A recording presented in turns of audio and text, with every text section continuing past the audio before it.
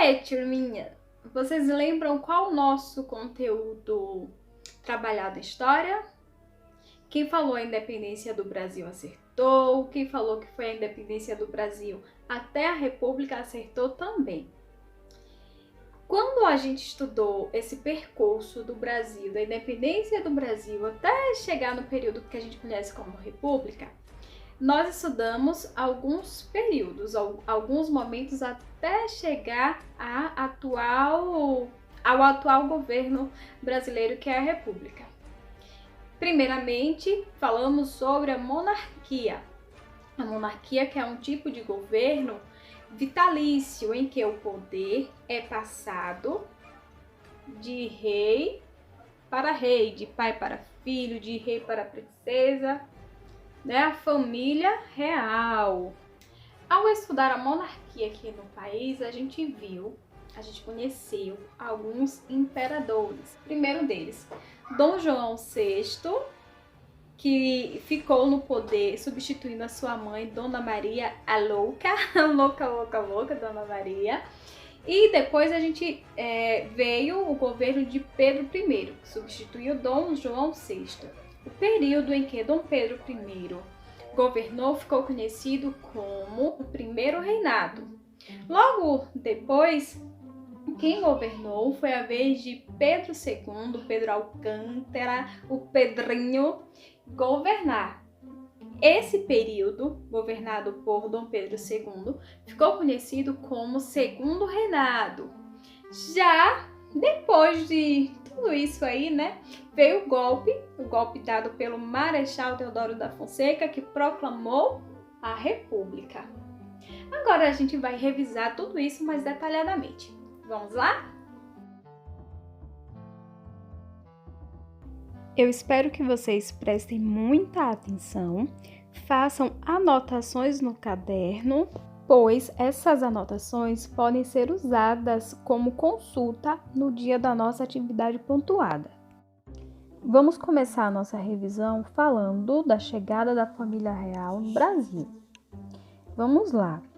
Em 1807, o imperador francês Napoleão Bonaparte invadiu Portugal com tropas. Sabendo dessa invasão, com apoio e proteção da Inglaterra, lá em 1808, o príncipe regente, que nessa época era Dom João, transferiu a sede do governo para o Brasil e aqui chegou com toda a família real. A vinda da família real para o Brasil é conhecida historicamente como transmigração da família real. Que nomezinho mais complicado, né? Transmigração da família real. Com a chegada da corte portuguesa ao Brasil, muitos fidalgos tiveram de ceder suas casas para a instalação da corte portuguesa. Precisando de moradia, o príncipe mandou muitos habitantes da cidade cederem suas próprias casas para a corte. Você cederia a sua casinha para a corte habitar? O selo real era colocado nas portas e ninguém podia contestá-lo. Tinham de se retirar praticamente à força. Dom João passou a governar Portugal, substituindo a sua mãe, Dona Maria I, que havia ficado louca. Isso mesmo, havia ficado louca. Para melhor governar, o príncipe tomou uma série de medidas para o Brasil, entre elas a extinção da condição de colônia, elevando a categoria de Reino Unido de Portugal, dando início, assim, à época em que se pôde observar muitas mudanças em nossas terras. O Brasil, sob o governo de Dom João, não era mais colônia de Portugal, e sim Reino Unido de Portugal. Nisso, as tropas de Napoleão foram derrotadas e expulsas da Península Ibérica, que engloba Portugal e Espanha.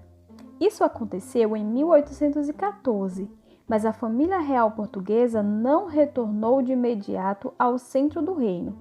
Só apenas em 1821, por causa de graves problemas políticos em Portugal, o agora Dom João VI, pois a sua mãe, Maria I, havia falecido em 1815, e a família real voltaram a Portugal. Assim acontecendo, ele deixou aqui no Brasil seu filho Dom Pedro como príncipe regente. E a história tomou novos rumos com a partida da família real, iniciando assim o período que ficou conhecido na história como o Brasil Império. Isso poucos anos depois do retorno de Dom João VI a Portugal. Após a partida da família real, o Brasil continuou como Reino Unido de Portugal. Porém, os políticos portugueses pretendiam transformar o Brasil novamente em uma simples colônia. Ou seja, o trabalho de Dom João VI iria todo por água abaixo. Quem ficou governando o Brasil com o retorno de Dom João VI? Muito bem, Dom Pedro. Dom Pedro que governava o Brasil em nome de Portugal. Os portugueses, contudo, exigiram o seu retorno também para Portugal. Assim, os partidários do príncipe pediram que ele permanecesse no Brasil, e ele atendeu ao pedido em 9 de janeiro de 1822. Essa data ficou conhecida então como o Dia do Fico. O Dia do Fico recebeu essa denominação por causa da resposta positiva de Dom Pedro após um grande abaixo-assinado. Como foi que ele respondeu? Como é para o bem de todos e a felicidade geral da nação, estou pronto, diga ao povo que fico. Tadinho de Dom Pedro, se ele soubesse o tanto de coisa que ainda estava por vir, sei não, hein? Nessa época, havia entre os brasileiros uma campanha política para que o Brasil ficasse independente de Portugal. E Dom Pedro cada vez mais irritava-se com as ordens vindas de lá. Já no dia 7 de setembro de 1822, o príncipe retornava de Santos quando recebeu, enviada pela sua esposa, Dona Leopoldina, a notícia de que Portugal havia anulado várias de suas medidas em relação ao Brasil. Afirmava-se que nesse momento, muito contrariado, Dom Pedro gritou: "Independência ou morte!" Claro que não foi bem assim, né? Esse momento ficou conhecido como o Grito do Ipiranga, ou ainda Grito da Independência, porque aconteceu às margens do Riacho Ipiranga, próximo a São Paulo, onde, reunindo sua comitiva, Dom Pedro declarou sua intenção de tornar o Brasil independente de Portugal.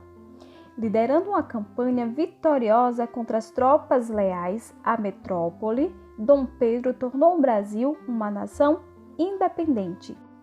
Ou, pelo menos, o Brasil não pertencia mais a Portugal. Agora, Dom Pedro se tornou Dom Pedro I, o primeiro imperador do Brasil. Nosso país se tornou uma monarquia e ele foi o imperador constitucional. Após a independência do Brasil, Dom Pedro I reinou por 9 anos, mas em 1831, com o falecimento de Dom João VI, que era o seu pai, Dom Pedro I abdicou do trono brasileiro para lutar por seus direitos em relação ao trono português. No Brasil, na luta pela independência e na organização do primeiro governo imperial, foi muito importante o trabalho de um cara chamado José Bonifácio de Andrada e Silva, ainda por cima, considerado o patriarca da independência. Quando Dom Pedro I retornou a Portugal, deixou no Império do Brasil seu filho, o príncipe regente Dom Pedro de Alcântara, sim, Pedrinho, com apenas 5 anos de idade, aos cuidados de José Bonifácio. Bem esse cara aí, que foi conhecido como patriarca da independência. Tempos depois, Pedro de Alcântara reinou no Brasil com o título de Dom Pedro II. Lembram do golpe da maioridade? Dom Pedro, com apenas 15 anos de idade, foi considerado maior de idade e começou a governar o nosso país. Podemos dizer que nós brasileiros tivemos, portanto, dois imperadores.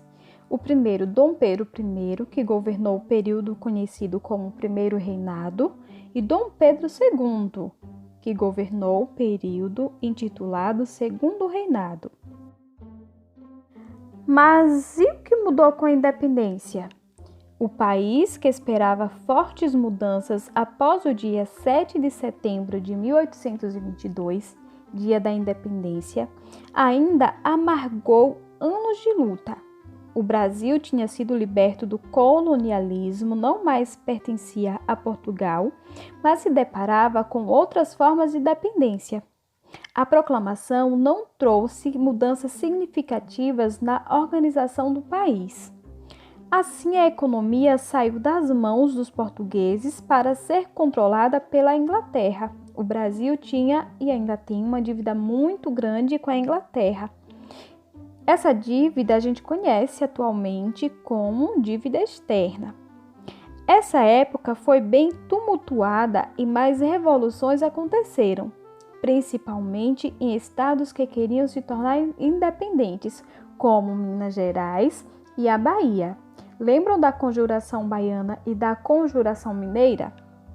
Só muito depois, um movimento republicano ganhou força e no dia 15 de novembro de 1889, o Marechal, conhecido como Marechal Deodoro da Fonseca, deu golpe em Dom Pedro II e assim proclamou a República e se tornou o primeiro presidente do Brasil. A gente vai falar mais para frente sobre esse golpe. Durante o reinado de Dom Pedro II, o Brasil experimentou mudanças importantes em sua sociedade e também na economia. Em 1850, nossa população era de aproximadamente 8 milhões de habitantes e, quando foi realizado o primeiro recenseamento, lá em 1872, éramos 9.930.478 habitantes. Percebe-se que esse crescimento se deu pelo nascimento também dos descendentes dos imigrantes. E são lembrados que os escravos que trabalhavam na lavoura de café receberam a liberdade e, em alternativa à mão de obra nas lavouras, os fazendeiros e comerciantes resolveram então adotar a mão de obra de imigrantes aqui nas lavouras de café? O governo precisava de pessoas para trabalhar nas lavouras. Assim, pessoas de muitas nacionalidades também migraram para o Brasil, como os italianos e os portugueses. A tentativa prosperou pela percepção de que a escravidão no Brasil não duraria para sempre. O próprio imperador tratou de incentivar a imigração europeia, promovendo propagandas na Europa com promessas de trabalho, terras e oportunidades de enriquecimento. Vocês sabiam que, graças à ação dos imigrantes, o Brasil hoje tornou-se não só grande produtor de café, mas de muitos produtos agrários como a uva, o cacau, frutas tropicais de várias espécies, além de verduras e flores. Nesse tempo, iniciavam-se as transformações nas cidades brasileiras, com a instalação de iluminação pública a gás, redes de água e esgoto e a melhoria na comunicação. Foi nessa época que chegou até nós o telégrafo e o telefone. A cidade de Rio de Janeiro cresceu bastante graças ao comércio. Principalmente no final do século XIX, a cidade de São Paulo também cresceu muito, graças ao progresso da cultura do café e à chegada dos imigrantes. Com a libertação dos escravos, lá no reinado de Dom Pedro II, boa parte do capital, do dinheiro antes utilizada na compra de escravos, foi aplicada em outras atividades econômicas, como a importação de máquinas para a melhoria da produção agrícola, como café, açúcar e a erva mate, e as manufaturas, que eram a produção de tecidos.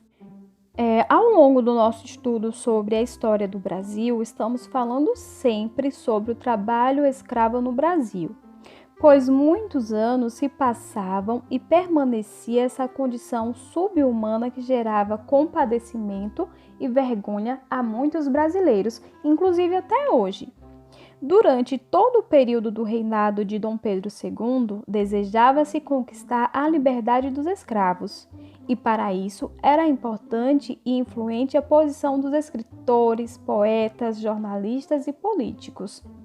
O movimento abolicionista forçou várias leis contra a escravidão, como a Lei Eusébio de Queiroz, que proibia o tráfico de escravos vindos da África, a Lei dos Sexagenários, que libertava os escravos com mais de 65 anos, e a Lei do Ventre Livre, que libertava os filhos nascidos de escravos. Isso fazia crescer os ânimos de muitos brasileiros que a essa altura já desejavam mudar a forma de governo no Brasil. Até que um belo dia, nosso imperador Dom Pedro II, o Pedrinho lá de antigamente, ele não era mais Pedrinho, ele já era adulto, né? Precisou fazer uma bela de uma viagem e assim deixou reinando em seu lugar a sua filha Isabel. Pela descendência imperial, ela seria a substituta do pai. Lembram que na monarquia quem herda o trono são os filhos, é hereditário. A monarquia é um poder que se passa de pai para filho. Na ausência do pai, a princesa Isabel finalmente assinou a Lei Áurea, dando liberdade a todos os escravos existentes no Brasil. Essa condição histórica de escravo ainda deixa o negro em uma condição de preconceito, discriminação e racismo ainda hoje em nossa sociedade. No dia 13 de maio de 1888, estava extinta a escravidão. Foi um dia de muita alegria, tanto para os escravos como para os abolicionistas, que por muitos anos lutaram em prol da liberdade. Essa vitória se tornou para nós um fato importantíssimo na época do Brasil Império. Portanto, a abolição não apenas se fez por uma assinatura, foi um longo processo de luta que envolveu negros, mulatos e brancos, cada um com seus interesses específicos. Com a abolição da escravidão, pouco durou o império no Brasil. A queda da monarquia estava prestes a acontecer, pois o povo desejava escolher seus próprios governantes. Durante 67 anos, o Brasil viveu em um regime de monarquia, com os imperadores Dom Pedro I e Dom Pedro II. Na monarquia, vocês já sabem, o trono passa de pai para filho, ou seja, quando o rei sai, seu herdeiro, o filho primogênito por direito de hierarquia, assume o trono. Assim, a herdeira do império deveria ser a princesa Isabel, não fosse o fato da proclamação da República. O Brasil não era mais monarquia, pois grande parte do povo estava descontente com os últimos anos do Segundo Império. Isso contribuiu para o movimento republicano que se alastrou em todo o território nacional contra a monarquia. O movimento não parava de crescer. Com isso, no dia 15 de novembro de 1889, as Forças Armadas se dirigiram para a Praça da Aclamação, hoje conhecida como Praça da República, no Rio de Janeiro, cercando o quartel-general onde estavam reunidos os ministros do imperador Dom Pedro II. As Forças Armadas estavam sob o comando do Marechal Deodoro da Fonseca, olha ele aqui, tendo como colaborador e articulador da campanha republicana um cara chamado Benjamin Constant. Inclusive tem uma rua aqui em Miguel Calmon que tem esse nome. A República é uma forma de governo que tem como objetivo principal atender aos interesses dos cidadãos. Nesse regime, é o povo que elege seu governante. Portanto, é um regime mais democrático e é esse regime que vigora no Brasil atualmente. A nossa república tem um regime presidencialista. Quem é o nosso presidente atual? Muito bem, acertou quem disse Jair Bolsonaro. Mas nem sempre o nosso governo teve essa democracia. Nem sempre foi assim, pois entre 1822 e 1889 era o regime monárquico que vigorava em nosso país. E ao longo desse período tivemos 2 imperadores. Vamos recapitular. Quem foram esses imperadores? Dom Pedro I e Dom Pedro II. Por ser um tipo de regime que não leva em consideração as necessidades do povo, ao longo de todos esses anos, o regime monárquico ficou desgastado e a necessidade de mudanças cada vez mais evidentes. Houve, então, várias tentativas de mudança. A primeira delas ocorreu em 1789, lá em Vila Rica, em Minas Gerais, onde vivia Tiradentes e outros revolucionários que tentaram modificar a realidade, principalmente por não concordarem com os altos impostos cobrados pelo rei. Esse movimento ficou conhecido como a Inconfidência Mineira. Inconfidência que a gente também pode chamar de conjuração. Inclusive, uma dessas conjurações foi a Conjuração da Bahia, que além de os envolvidos lutarem pela redução dos impostos, eles lutavam também pela libertação dos escravos. Com todas as insatisfações do povo, houveram acontecimentos determinantes para que a proclamação da República realmente acontecesse. Os fazendeiros ficaram descontentes com a abolição da escravatura e exigiam que o imperador os indenizasse. E os produtores de café do interior paulista eram favoráveis às ações liberais e mão de obra livre. Cada vez mais isolado, o imperador recebeu o golpe final porque, aos poucos, os militares também foram se revoltando contra o império. Assim, a proclamação da República foi um evento que contou com a participação de muitas pessoas, entre elas as que participaram das campanhas abolicionistas, os fazendeiros e o exército. Quem começou de fato a conspirar para a derrubada da monarquia foi o cara que a Pro falou no instante. Quem lembra? Benjamin Constant. Porém, quem proclamou a República e pôs fim ao Império foi o Marechal Deodoro da Fonseca, que foi uma figura de maior prestígio no exército. Convencido por Benjamin Constant, o Marechal Deodoro concordou com o auto no dia 11 de novembro. Foi difícil convencê-lo, pois o Marechal era amigo de Dom Pedro II. Eu não queria um amigo desse. Na manhã de 15 de novembro de 1889, Deodoro, à frente de um batalhão, marchou para o Ministério da Guerra e declarou o fim do período imperial e o início de período republicano. E aqui, turminha, termina a nossa revisão. Se ficou alguma dúvida, manda para a próxima, não guarde a sua dúvida.